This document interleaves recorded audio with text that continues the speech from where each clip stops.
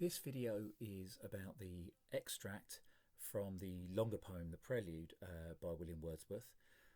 The extract, often referred to as Stealing the Boat, that is published in the AQA GCSE Poetry Anthology, Power and Conflict. It's a tale of a boy experiencing a moment that seems very insignificant and important, maybe if you're just being told it, but from the way that he reflects upon it is clearly a turning point in his life, where he moves from maybe the kind of childish lack of concern, lack of care with life, the ability to just enjoy himself, to actually having to deal with the realities and dangers and difficulties of the world. That's how I would see it. It certainly helps us in this that it is from a longer poem, I would say. I mean, this is not something that you're going to use in an answer. Bolted on context, as we know, is never important, never helpful in any way. Because the idea of the title, The Prelude, introduces this idea that we'll visit in a minute of being the prelude to the rest of his life. Now, it's also important to understand that Wordsworth was one of the Romantic poets. We don't need massive detail about who the Romantic poets were, and certainly we don't need to write down lots of information about that. It just helps us to understand that one of the key tenets of the Romantics' belief was that nature is more powerful than humans. Okay? And they felt that nature needed to be respected, and for a lot of them, particularly in a world that had just been or was being shaped by the Industrial Revolution, there was a feel for a lot of them that this was humans not respecting nature. Funnily enough, in the long term, of course, with climate change, they were quite right. So itself, it starts with a narrator. It is the poet, but we still would need to refer to it as the narrator, recounting a story of him stealing a boat by a lake. The idea that the experience is hugely enjoyable to him, and he focuses in on the beauty, particularly of surroundings, the lake, and even of the boat moving. So I mean, it's a massively enjoyable experience to begin with, and it hits one of the biggest Voltaire's turning points you'll see in a poem, where the dark outline of a rocky mountain, or probably more likely a cliff, to be honest, rises up on the horizon, and that scares him and makes him turn back home. And then it leads us to the conclusion that where he finds himself haunted constantly, day and night, by the idea that nature is not the green and pleasant thing he saw before, but a much darker force.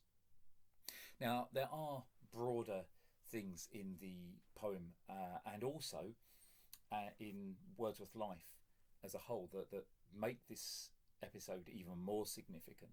But all we ever need to worry about is what's printed on the page in front of us. Any contextual information really that we need is pretty much there already for us on the page. By thinking about the impact of that title, it is that question, the prelude to what? Well, I've told you it's the prelude as in childhood to the rest of his days, to his adulthood. But then that does identify childhood as a prelude. Childhood was another thing that the Romantics were particularly concerned with. They felt that children were the kind of key to life, maybe in many ways. The innocence. They felt that childhood experiences shaped your creativity and your life later. Very much as psychologists began to consider later on. But also, could we see within this extract that idea of it as a prelude works particularly well when you consider the consequences afterwards, that this action is a prelude to an understanding, to a developed idea of life. Okay, so I'm breaking it into sections, just sections that I've decided to use. These aren't set out in any other way because, of course, it is a continuous narrative poem. And to begin with, in this section, and it is a separate section. These are identified as separate sections within the prelude as a whole. He starts with establishing a very clear mood. I mean, think what a summer evening means to you. You know, the light going on right into the later hours, the calmness, the beauty, relaxation. It's going to be the same with him, and that's very much what he's setting up. And then pairing that with this idea of led by her, which surely can only be led by nature, does suggest that there's something in his mind that maybe at this point he thinks is not actually down to him, that he is being influenced. Now, whether that is true, or whether that's him in a kind of childish misapprehension, is totally up to you.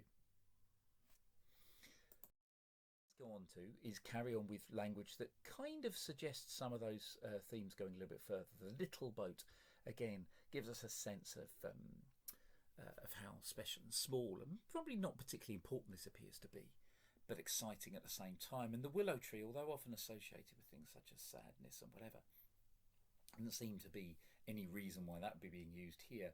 I think probably more refers to the role that willow trees play by lakes, you know, providing hidden corners to it. And the boat is obviously, if it's tied to a willow tree, probably hidden away underneath. And with the sense that he comes out into the open under the stars and everything like that, I think that may be the more interesting idea, that he's beginning here in a kind of what he later on describes as a covert, a hidden place away. And it's when he's then exposed to the big areas that he sees the reality. So as he begins to carry on, his focus goes into the enjoyment, the excitement of what he's doing. It may well be worth noting that he unloosed her chain, which does kind of suggest he's almost free at this point. But more important to consider, I think, is this statement: it was an act of stealth and troubled pleasure. The oxymoron of troubled pleasure, maybe representing the stage of life that he's in. I mean, you know, he's a young boy, isn't he? Gaining pleasure from doing things that are slightly illicit. Apparently, I mean, in the reality, the real story of this, he was on his way home from school. So, I mean, that sense of him finding something that he probably shouldn't be doing and gaining some enjoyment from it isn't really a surprise. So that could well be what that oxymoron is setting up for us. But it also suggests that balance between the two moments in life that we're going to see in the rest of the poem. The open pleasure that he begins with, that represents that kind of innocent child life that he's living, and the troubles that are going to come along later, that kind of show us the moment that he's at, the moment of realizing the truth of the world, and the fact that the world isn't as simple as he appears to make it. However, that idea of simplicity and beauty in nature is what he immediately, when he describes in this beautiful image here, the movement around in the water, the pools of water. He's using language that suggests the lake is idle, gentle, the melting, all very calm and working in one almost with the moon, and then the glittering and the sparkling that goes with the lights seem to be creating an almost idyllic moment for him. You might even think of his old idea of focus on the small circles that then melt away. Could also have an element of foreshadowing. You have to be careful how you play this. You mustn't make too much of it. But, you know, circles obviously are perfect and completely round and eternal. But then melting all into one track, does that mean could that be suggesting that this kind of almost perfect, eternal, enclosed view of his that he's seeing is melting all into one particular moment? Maybe, but the track is of sparkling light, so I'm not so sure there. I think we can make something of the circle imagery, but maybe not too much. Now, as he carries on in this section, he's rowing out himself, and so First of all, we have this kind of almost like a game he's playing with himself where he decides to go in an unswerving line, fixing his view on the summit of a craggy ridge, which is the horizon's utmost boundary. Now, we still have unswerving summit, utmost boundary, the horizon. We've got images of looking out and seeing as far as he can. And so if we think in childhood, look, that's what the utmost boundary is at this point. And he is fixing his view on that. What he feels is that, of course, what's going to come up is beyond that horizon at this point in time. So he is unswerving at this point. He is ready to confront the utmost boundary that he can see, but that boundary will change and he will see things that were previously hidden to him. As he carries on moving through it, we get again more images of beauty. The elfin pinnace that describes the boat gives an almost magical feel, and dipping his oars into the silent lake again comes with the idea. The silent lake comes back, of course, later on, but at this point the silent lake appears to be something of stillness and beauty rather than the kind of sinister nature when it comes back as the silent water later on. However, as he goes along, he describes the boat heaving through the water like a swan. Again, an image of grace and beauty, although heaving through might give us a slight, again, indication of what's to come. And of course, swans, as we know, look like they're moving gracefully, but working horrendously hard underneath the water where we can't see it. So again, like the silent lake, these are images that might just potentially be referring to the sense of what's going on underneath the water, what's going on underneath what he sees and understands as he dips his oars in. Now here comes your Volta. A huge and sudden turn, and huge is the word. That's what he repeats. It's as though, as it appears, his language, which has been so beautiful and expressive before, disappears and breaks apart, that he has very little else he can say apart from the fact it's huge, it's black, it's huge. It overwhelms him in that kind of a way. And he personifies uprearing its head, almost as though he's awoken it from a slumber, some kind of monster on the horizon that you can imagine beyond the horizon. And that seems to be how it feels to him, that he has awoken a monster. He has awoken what is within him and his a lack of understanding. As he continues to row, and we get this detail here of the grim shape coming with the black and huge, again, quite simplistic description. But whereas earlier he talked about how the stars were alone above him, there was nothing above him but the stars and the grey sky, this is now interposing itself between him and the stars. So that connection he felt with the universe, with the stars around him, is being interrupted by this, is being blocked by this. It is towering above him, a size, and this is the image of the sublime that the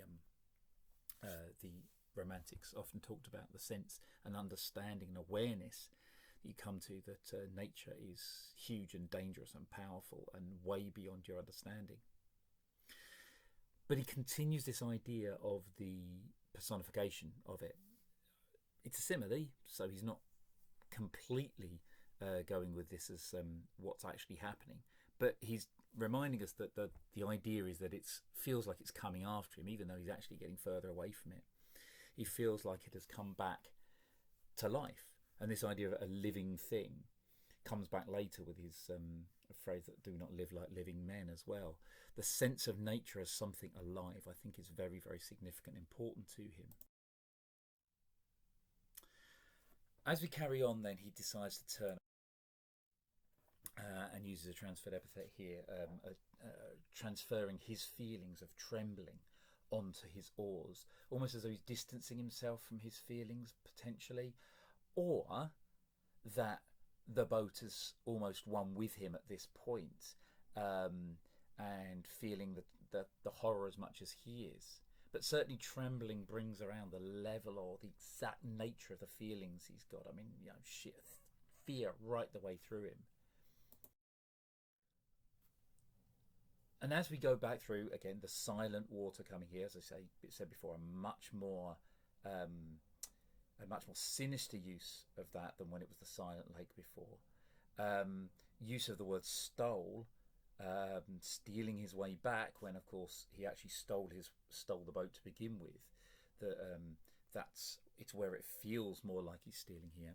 The reminder of the covert of the willow tree, and even the fact that he refers to the boat as my bark at this point, almost feeling like he's gained some kind of ownership. The real thing here is this conclusion to the act. He goes home across the meadows, across, ironically, the things that later on he'll point out are his image of nature beforehand, the green and beautiful meadows. But it's the mood that's changed, grave and serious. So we've got the trembling, got the fear, but as he goes away, the impact is more about some kind of more mature, serious feeling. And I think that's what it comes to. And then we get ending. Okay, we look at this in two parts, but this ending is so significant. If you talk about the prelude, you need to talk about this ending, because this is the point. Okay, it's like the moral, the conclusion, whatever you like. The first important thing is that his brain, he says, after this, works with a dim and undetermined sense of unknown modes of being. A complex phrase, but one that seems to suggest this idea that there are ways of existing, modes of being, that had never occurred to him before, that had never been known. This is almost like discovering a huge secret about your planet, about your area, your house, whatever, that you'd never seen before, that is going to change everything you understand. But even at this point, it is still just dim and undetermined. He cannot work it out. There's something new and different. There's something that he doesn't understand, but he cannot work it out. And that leads to the darkness over his thoughts, something that evokes what we would consider a sense of depression now. And I think that's important for us to think of it that way, that he's essentially seems to be sunk into what we would understand as a depression by this. That's how significant it is to him. As he goes on to talk about what he used to feel like, and as disappoints that with the repetition of the three no's. They're not familiar shapes. They're not pleasant images. They're not green colours. That's that beautiful picture box image that we have of nature. No. Instead is these final three lines. Huge and mighty forms that do not live like living men, that move slowly through the mind by day and bring trouble to my dreams. Again, slightly abstract in many ways in what's being said here, but it seems to be that he's using the idea of the giant mountain cliff, whatever, to represent the idea that nature takes on these huge forms, these massive, overwhelming elements that aren't the things, the simple little things above. And those then again become, although they're not like living men, as he's saying, right? They do not live like living men. They live in a different way, unknown modes of beings. He's very clear that they are alive in a certain kind of way. But it's this sense that they are now dominating his mind. This sense of him moving through his mind. Obviously we're thinking of his thoughts, and that seems to be the idea here, but it does give us a sense of it almost creeping away, like how that upreared in front of him, that it's moving away inside his head and almost dominating everything about him.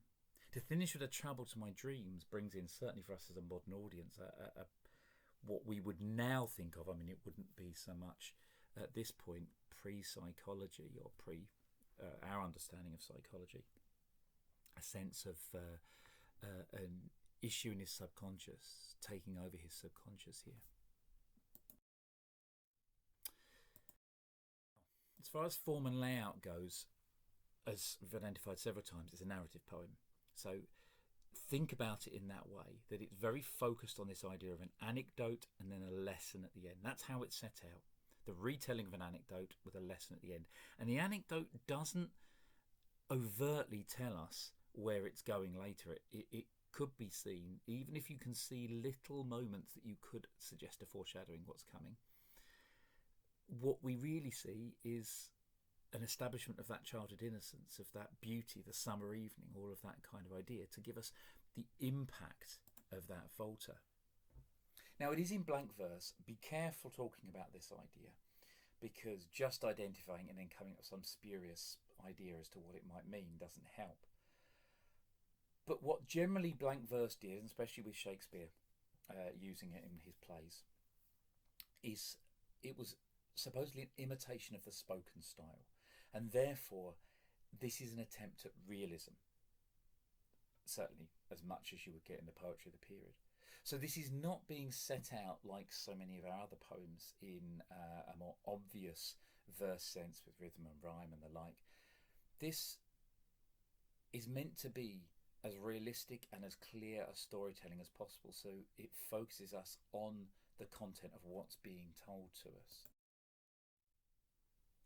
That, of course, leads us to the big ideas behind it. Now, obviously, one of the main ones here, the main one, is the power of nature. So be aware that earlier in the poem, the speaker appears to feel in control, as we say here, or at least in harmony with nature. Yeah. And that's reflected in the final idea of what there isn't anymore. That the emergence of the peak, whether it's a cliff or a mountain, is the spark for his realization about the truth of nature. So that's the key point there. And then the conclusion, showing him coming to terms with nature. So this thing with the big idea here is very, very much works with the structure that we've identified. The childlike initial view and feeling, the emergence of the truth, the very sudden emergence of the truth, and the difficulty of coming to terms with the power and extent of power of nature. But it's also something that deals with human emotions. And in the early parts of the poem, we were discussing, the dominating emotion is his excitement. There is a sense of a kind of little excitement through fear, through danger, whatever, with trouble, pleasure, best epitomised in that. But that is what dominates until the Volta of the poem, in which fear takes over. And it could be said to almost become terror by the end, similarly to something like bayonet charge. So again, that Volta really, really shifts the emotions, which would give you something to talk about there.